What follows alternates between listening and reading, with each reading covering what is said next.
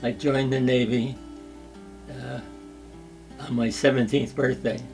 And when I went to the recruiting office, I was filling out the paperwork and they said, "Congratulations," or "Happy birthday, sign here." And then eventually they call you back and go to boot camp. And that was a couple of months. After boot camp, I was assigned to Ford Motor Company's factory in Dearborn, Michigan, where we were being taught to use the lathe and drill presses and stuff like that.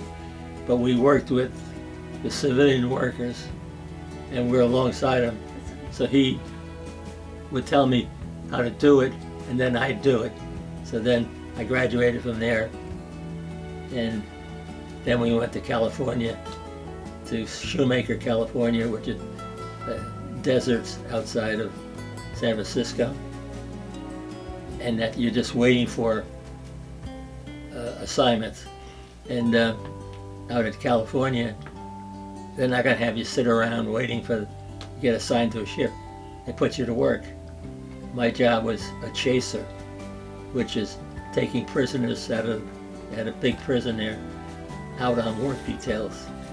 You're allowed 5 prisoners in your cell.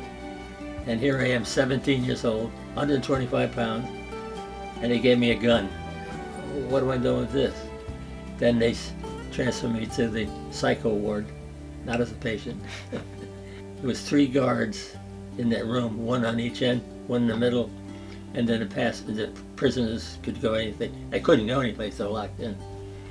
But especially at night, 12 to 4, the only lights are the emergency lights over the door, and everybody's sleeping and they roll over on the mattress, and the 3 of us would stare, who's getting up, who's getting up?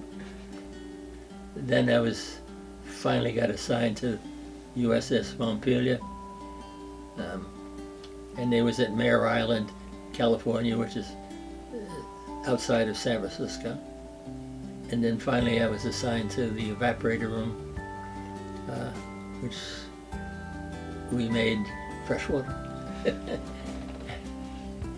And it's just like in a teapot. We would pump ocean water in, and it goes through the pipes that's surrounded by steam and hot. So the regular water would turn into steam, and it go up in another chamber, and then it goes through pipes that were ice cold. They're from the ocean, and that would turn into back to water, and we would assign what tank to put it in. Then we left in August of '44 to go to Pearl Harbor. There a couple of days loading up with shells and food and stuff, and we got to similar little islands all around where they were like bases now. And we picked up some more crew and more food. I knew my uncle, Edward Scott, was in the Army. He was the equivalent of Navy Seabees, but they're building or repairing landing airfields and stuff like that. So I found out through the family in the letter that he got moved from New Guinea up to the Philippines on Mindoro Island. So in the Navy, if you're in between assignments, if there's a beach close by, you could go in for a day's or an afternoon's recreation. They give you 2 cans of beer and a baseball bat. But then all the older sailors would come around, and I was only 17, so you weren't supposed to drink. So they said, "We'll give you all my desserts for a week," or something like that. "Give me a beer." But anyway, you're on the beach, you play ball, you go swimming, whatever. Then I see a Jeep come by. It was Army Jeep. So I went over and I said, "By any chance you wear whatever the outfit is?" He said, "I'm in it."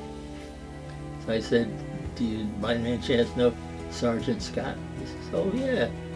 He said, if you have time, I'll bring you into the jungles and meet him. So we go into the jungles, and then we get to the camp, and he says, see that tent? That's him. Me sitting there. I go in and he's writing letters home. And he was shocked. And we end up having a picture taken outside his tent. And from there, we bombarded Borneo. They were taking Borneo. It was our 4 cruisers, 2 Australian cruisers, and about 10 destroyers. And then we were assigned going up and down the China coast to try to catch any troop movements or supplies into Okinawa. And so we were doing that on, every day. We go out, come back, spend the night at the port. We had a assigned spot. So this time we came back, and in our spot was the Pennsylvania, which is the battleship. So you're not going to move a battleship for a cruiser. So we found another spot.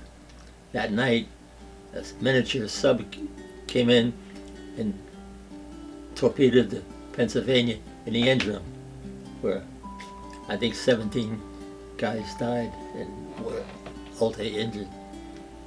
And not funny, the Pennsylvania was badly damaged at Pearl Harbor.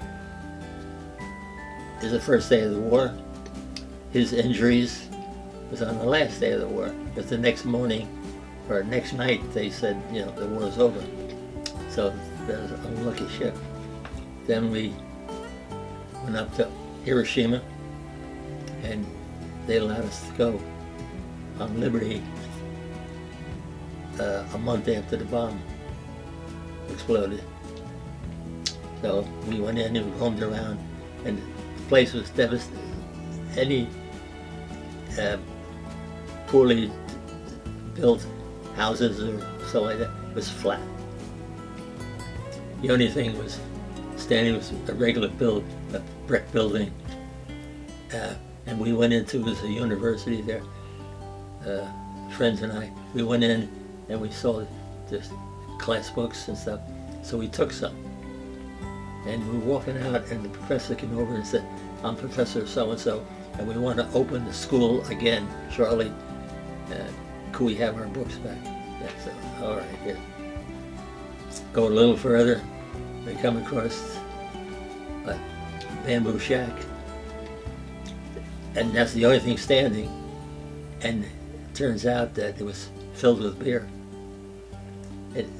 Everything's gone, but they wouldn't let us get close to it. So, and then we were in Japan, then we waited until it was our time to go home, and then they notify us, an announcement that tomorrow we're leaving for Pearl Harbor. So, we're all happy. And we get to Pearl Harbor, and you have to unload all the supplies, all the guns, or the shells, and they had, coming home, they were firing some just to get rid of them and not have to carry them. We sailed to San Diego, stayed there a few days, where anybody that lived on the West Coast, the sailors, they got their leave right then, because you're here at San Diego and you're going to the state of Washington. It's a lot better than going from Brooklyn to. So we stayed, I think, 2 days in San Diego, and I wrote a telegram to my mother that we were back in the States. We'll be in Brooklyn sometime by Christmas. After a while, they assigned us to a 3-month tour with officers that just became out of V12, which is a college, right? So we had to take them around for 3 months sailing, and they were assigned to us, but they had no rank. Yeah, we could tell them what to do, but once they're off the ship and they're in their boat, then you had to salute them and stuff. Then we came home and we went to Philadelphia Navy Yard, which is our new home fort. And then they start letting people just be discharged because they had a system. You got credits like how many days in combat, how many this and that.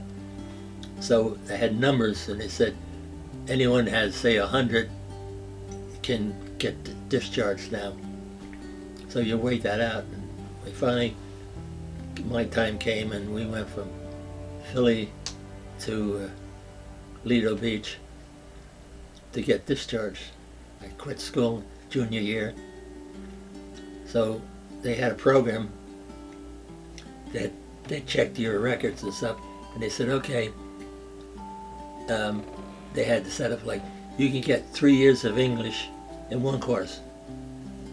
You get 2 years of history, one course, if you pass it, or stuff like that.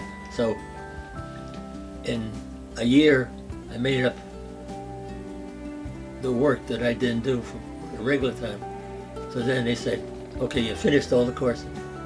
Take this marks to your school. So I went to the high school and said, here's my marks. And I said, fine, here's your diploma. But beknownst to me, it was a GED. I didn't realize it. It just said, you graduated. And the diploma says, graduate from Metropolitan Vocational. So I was working at CBS. I worked at Ingersoll Rand. Then I got into CBS. And then a friend of mine, Bill Gay, and I decided we wanted to go to college. So I guess we applied for some colleges, but then Bill said, there's a college in Staten Island, Wagner College. Let's try that. So we schlepped from the city, the ferry, 2 buses in Staten Island to get to, and that night it was snowing. So we get up to the top of the hill and we interviewed, and the dean said, we'll accept you, but you have to make up some subject. Like I had to have a year of the language, 2 years of the language, 1 year of science. So I took chemistry and Spanish, and it was pass-fail, which I did. Especially with, I could need a Z in Spanish. I couldn't get that for the worst of it. But then when I got out, and I just kept working at different, CBS, NBC. I was salesman in Hartford, Connecticut, at the NBC station.